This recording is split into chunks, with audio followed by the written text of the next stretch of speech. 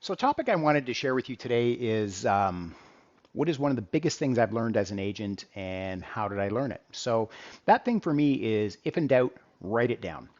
And how I came about that is a few years ago in a very competitive market, I was working with some first time buyers.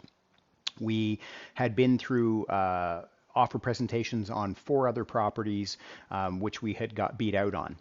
And oftentimes what happens, especially with first-time buyers, is you want to be protected on all sides. So the first offer or two that you presentation that you go into, you have your full conditions. So your condition on financing, home inspection, and any others that might be important to that. So if you were on a country property, you needed septic and well as well.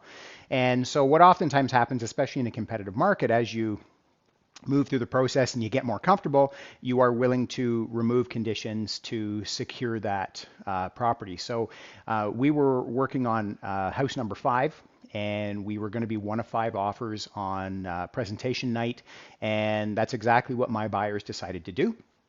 They were comfortable enough with the house and now with me in the process that they were willing to submit an offer with no conditions on financing or home inspection. So it was a totally firm offer if accepted. Well, at the end of the day, we were the highest priced offer, so my clients were able to secure that deal. Now, as an agent, there are certain things that I want to scan the listing for before I write the offer. One is chattels and fixtures. So that is, stove, microwave, washer, dryer, that kind of thing. We want to look for rental items. So rental hot water tank is a very common one. Rental furnace comes up occasionally. Rental air conditioning. Sometimes water softener and water filters are also rentals. They're not always disclosed in the listing. Now, interestingly enough, chattels and fixtures are one of the most litigated things in real estate transactions. I've even had it where sometimes sellers didn't even know they had a rental furnace or hot water tank, even though I was representing that seller. I had asked them the question. Sometimes they just don't know.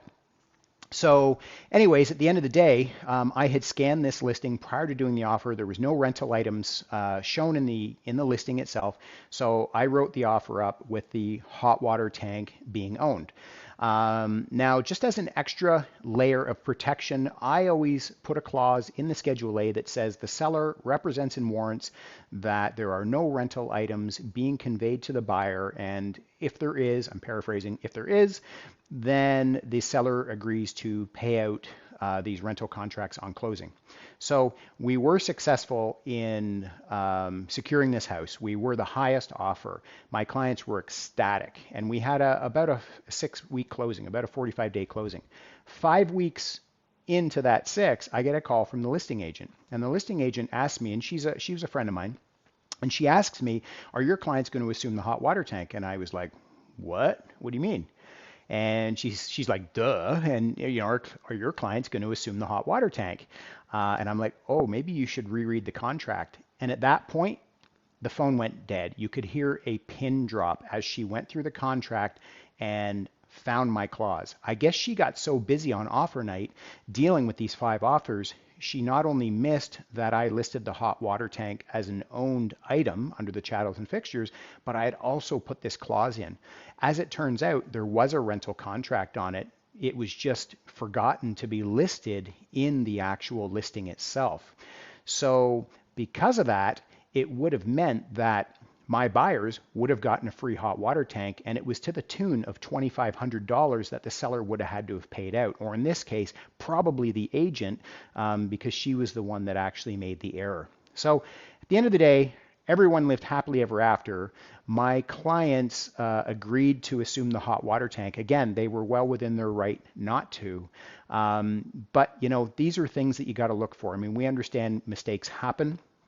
As I say, chattels and fixtures are one of the most litigated things. So I always have a policy now, if in doubt, write it down, get it on paper, and then everybody knows what's going on. I hope this helps. If you have any questions, please don't hesitate to ever reach out to me.